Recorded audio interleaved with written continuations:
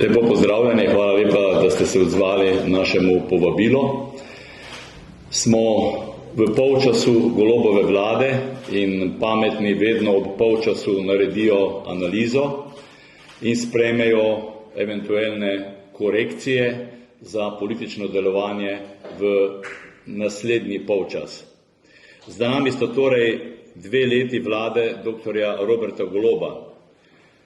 Spremljali smo 2 leti počasnega učenja. Gledamo pa že 4. ponovitev vlad novih obrazov in rezultati so podobni prejšnjim predstavam. Decembra lansko leto je ob dnevu samostojnosti in enotnosti dr. Robert Golob dejal, citiram: "Tako kot je bila prepričljiva zmaga na volitvah, tako velika so pričakovanja ljudi do te vlade. Od tega nikoli nismo bežali. Zato smo že prvi dan po volitvah obljubili, da bodo naši cilji smeli. Lotili se bomo najzahtevnejših projektov, ki zahtevajo 2 mandata." Konec citata. Ja, visokim pričakovanjem običajno sledijo velika razočaranja. Zdaj smo v obdobju globokega razočaranja. Zdi se, da se bomo z nesposobnostjo in neučinkovitostjo te vlade ukvarjali do naslednjih volitev. Situacija v Sloveniji kaže na to, da je nekaj močno narobe.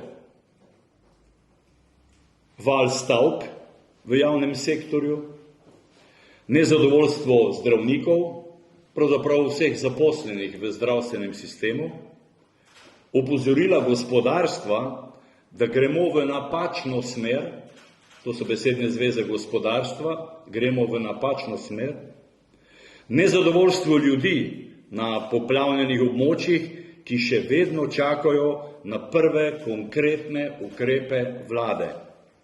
Pod črto spremljamo obljube, ki jih predsednik vlade z lahkoto deli in na nje še hitreje pozabi. Podobno kot svoje sodelavce, tudi obljube meče čez ramo. 30 dni do specialista, 30 tisoč stanovanj za mlade, pokojninska in davčna reforma. To je samo nekaj ciljev, ki jih je obljubila, da jih bo realizirala ta vlada. Svoboda ima sama 40 poslancev, vlada pa lahko računa na kar 55 glasov v državnem zboru. Še nikoli v zgodovini Slovenije neka vlada ni imela takšne udobne večine. In še nikoli v zgodovini ni neka vlada tako lahkotno in amatersko zapravila takšno priložnost, da bi v Sloveniji resnično nekaj spremenili in premaknili na bolje.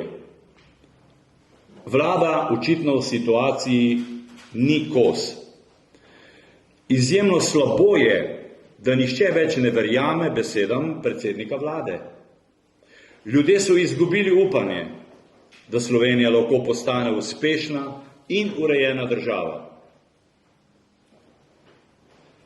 Če naredimo kratek politični opis, ugotovimo, da je Slovenija danes še bolj razdeljena, do pomiritve nasproti ni prišlo, nasprotno, aktualna vlada dela vse, da ta nasprotja v družbi krepi za potrebe doseganja kratkoročnih političnih ciljev.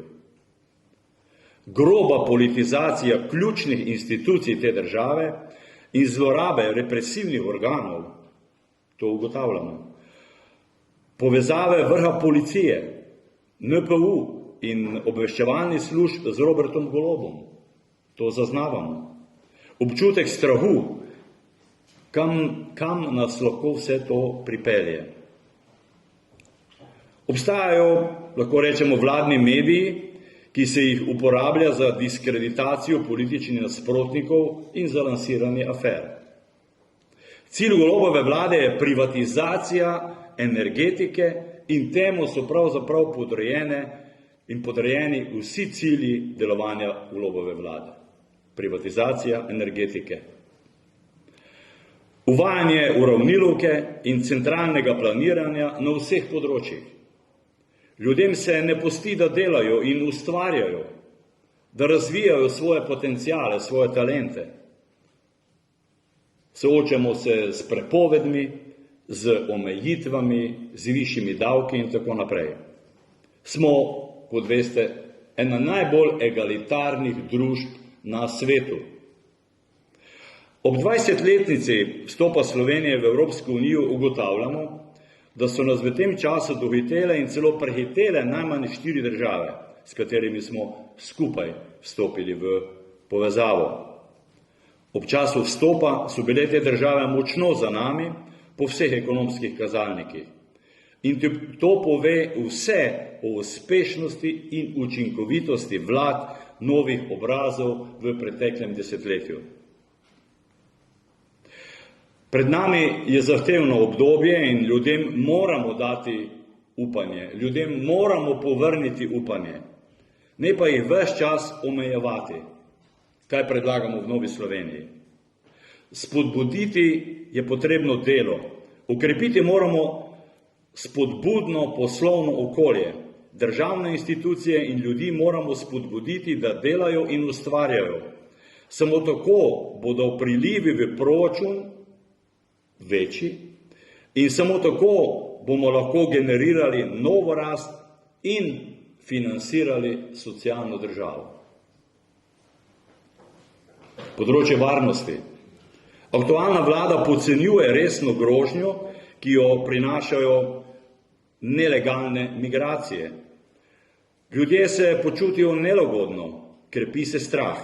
Za zagotavljanje varnosti imamo dobro policijo in motivirano vojsko. Meje je potrebno zavarovati in prehode ustaviti ali vsaj močno zmanjšati. V Novi Sloveniji pravimo ne solarizaciji Slovenije. Jedrska energija in hidroenergija sta dve ključni energiji za proizvodnjo električne energije. V Novi Sloveniji zagovarjamo pot v nizkoogljično družbo. Brez drugega bloka jedrske elektrarne nizkoogljične družbe ne bo. Na področju ureditve zdravstva vlada želi čakalne vrste skrajšati tako, da zdravnikom omeji ali celo prepove delo. Čakalne dobe so povsem ušle izpod nadzora vlade. Kakšna je rešitev Nove Slovenije? Če v tem trenutku izkoristimo vse kapacitete v zdravstvu, kar ves čas zagovarjamo, izkoristimo vse kapacitete v zdravstvu in če jih res v tem trenutku vse izkoristimo, ki jih imamo, govorim o timih, ne samo o zdravnikih, čakalni vrst ne bi mogli popolnoma odpraviti, bi jih pa močno zmanjšali. Zato ponovim poziv, pustite zdravnikom, da delajo in v tem kritičnem trenutku izkoristimo vse kapacitete, ki jih imamo. V zadnjih dneh govorimo o napovedani davčni reformi. Danes bi naj osnutek novel zakonov, davčnih zakonov šel v javno obravnavo, kljub temu, da je vlada napovedala, da jih bo do 31. maja, to se pravi do vključno jutrišnjega dneva, koalicijsko uskladila, ampak obrisi, ki jih vidimo iz napovedane davčne reforme, terjajo nekaj komentarja. Dovolite mi, da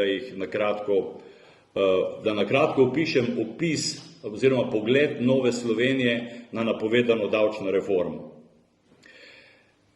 Dejstvo je, da ko govorimo o davčni politiki vlade Roberta Goloba, je treba najprej zelo jasno poudariti, da je ta vlada ljudem v 5 letih naložila za več kot 7,5 milijarde novih davkov. V 5 letih 7,5 milijard dodatnih davčnih obremenitev. Golobova vlada je obljubila davčno reformo, ki bi razbremenila delo. Sedaj pravijo, da so pripravili davčne spremembe. Ni res. Dobili smo, oziroma izgleda, da bomo dobili zgolj kozmetične popravke s predvolilnimi bombončki. Nekatere predstavljene manjše rešitve, ki se nanašajo na primer na spodbude za start-up podjetja, lahko rečemo, da gredo v pravo smer. Žal pa se zdi, da so to zgolj predvolilni bombončki, s katerimi želi vlada pozornost odvrniti od katastrofalne davčne politike Roberta Goloba. Nobeden od predlaganih ukrepov ne prinaša resne razbremenitve dela, ki jo vlada obljublja že 2 leti. Potrebujemo višje neto plače za vse visoko kvalificirane razvojne kadre, ne le za nekatere. To pa lahko zagotovi le razvojna kapica. To veste, da imamo to trdno zapisano v programu Nove Slovenije. Nekatere države okrog nas so to že uvedle in niso propadle. To, kar obljublja zdaj vlada glede davčnih sprememb in stimulacije tistih, ki bi se vrnili v Slovenijo, nazaj v Slovenijo, bo prineslo naslednjo situacijo. Predstavljamo si, da v pisarni sedita 2 sodelavca, opravljata isto delo, ker je bil eden nerezident Republike Slovenije zadnjih 5 let, bo dobival za isto delo višjo plačo kot njegov sodelavec. Diletantski ukrep, res diletantski ukrep. Nujna je torej še enkrat razvojna kapica, mi moramo generalno poskrbeti za talente in privabljati najboljše kadre. Predlagan je tudi poseg v normirance, kar bo poslabšalo slovensko poslovno okolje. Ali želi to vlada narediti zaradi zdravnikov, katerim je očitno napovedala vojno, odprla proti zdravnikom praktično vse fronte, zdaj očitno tudi na davčnem področju? To ne vemo, lahko pa sumimo, da gre za v bistvu napad na zdravnike, ampak dejansko bodo pa davčno oškodovani tudi tisti, ki niso zdravniki. Sistem normirancev je nenazadnje tudi eden od davčnih otrok Nove Slovenije, se spomnite. Torej, sistem normirancev je eden od redkih sistemov, ki za podjetnike ponuja ugodna pravila obdavčitve, vlada pa želi pokvariti še to, kar je pri nas dobro delovalo vse kakšno desetletje. Vlada s temi predlogi ponovno dokazuje, da je mojstrica ustvarjanja birokracije. Predlagajo celo izdajanje računov za avtomate, se pravi, tudi avtomati bodo morali pisati račune. Vse skupaj spominja na to, kako je koalicija uvedla štempljanje, ter kmalu zatem začela s študijo, kako bo štempljanje odpravila. Zdi se tudi, da je ta vlada ponovno prevarala kmete. Obljubili so zmanjšanje obdavčitve subvencij za OMD. To je bila ključna zahteva kmetov za prekinitev stavke, to se vsi dobro spomnimo. Očitno ta ukrep sledi šele v drugem sklopu davčnih sprememb, če so naše informacije točne. Torej, še ena obljuba, ki je, kot kaže, poletela čez rame. Toliko za zdaj, spoštovani gostje, sem pa pripravljen odgovarjati na vaše vprašanje. Včeraj je Gibanje Svoboda podalo to pobudo k politični strpnosti, pa bi prosil, če ste že pripravili odziv, če bi ga delili z nami. Mi bomo o tem razpravljali na naslednji seji poslanske skupine, ki bo v torek naslednji teden. Glejte, mi v Državnem zboru imamo kodeks, če bi se ga vsi držali, te izjave strpnosti ne bi bilo potrebno. Mislim, da je to zgolj ena PR akcija. Če bi Svoboda mislila resno, bi se usklajevala, kar zadeva besedilo te izjave, bi se usklajevala z vsemi poslanskimi skupinami. Zato gre evidentno za neko solo PR akcijo, ki popolnoma brez potrebe Vsak je odgovoren za besede, ki jih izgovarja, vsak je odgovoren za svojo držo, za svoje obnašanje in se mi zdi, da je to popolnoma nepotrebna zadeva. Kot pa rečeno, uradno stališče bomo pa sprejeli na seji poslanske skupine.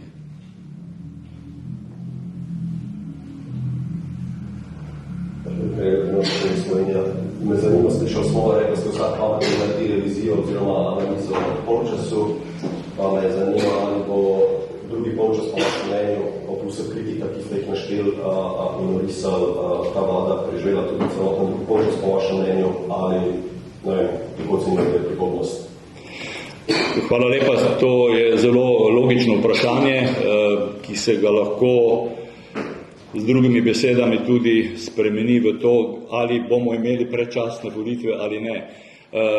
Povedal sem, da se ta vlada zelo počasi uči, ampak to pravzaprav na plečih davkoplačevalcev, da sem zelo direkten.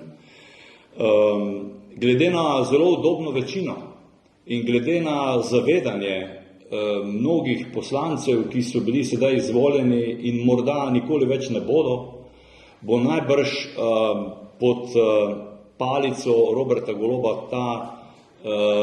ta koalicija zdržala do konca.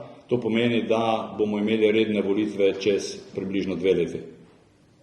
Kakšni bodo pa rezultati v tem času, pa se bojim napovedovati. Glede na to, kar se napoveduje na področju davčne reforme, ko gre, kot vidite, zgolj za kozmetične, PR-ovske popravke, se ne nadejamo, da bi vlada to, kar je obljubila, rešila tiste najbolj ključna vprašanja v naši družbi. Zdravstvo, poslovno okolje in da bi vendarle vsaj ne nadaljevala z delitvami o podpiranju nekih ideoloških vprašanj. Ali bi lahko rezultat na evropskih volitvah kakorkoli spremenil, mogoče to vašo oceno, da bo pač vlada zdržala? Naš cilj je, in to govorimo ljudem, ko hodimo po terenu, da je nujno za to državo, da desna sredina zmaga na evropskih volitvah, oziroma da vladajoče stranke ljudje porazijo, kar bi najbrž privedlo tudi do kakšnih dodatnih trend znotraj koalicije, oslabilo Goloba in to bi lahko bili neki vzvodi za eventualne predčasne volitve. Hvala, Škocen Radio.